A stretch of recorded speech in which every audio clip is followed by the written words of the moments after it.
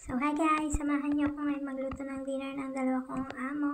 Yan, ang aming, ay ang kanila palang dinner at mabilis ang kitchen tour. Yung nakikita niyo yan, rep yan. Nakala niyo lang cabinet pero rep po yan. So, ayan po, mabilisan lang. Yan ang mga laman. Yan, pakita ko ulit ang aming rep yan.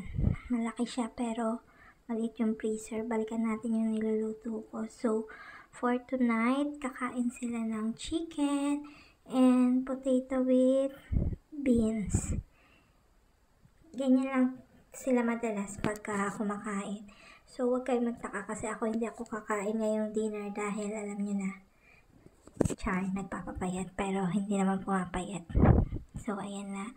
Luto na yung chicken. So, iinitin ko na lang yung potato at saka yung beans.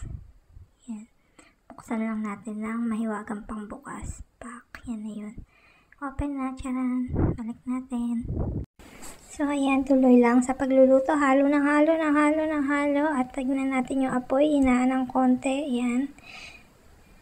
Yan. Ayan na ulit. Ayan na yung patatas.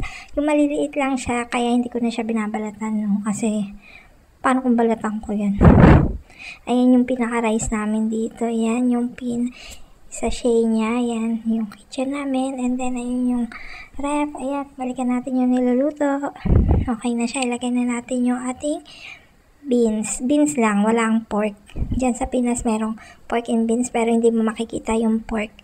Parang niloloko lang tayo na pork and beans siya pero beans lang talaga. So, ayan na. Naluto na siya. Kakain na ang dalawa kong amo. Tatawagin ko na.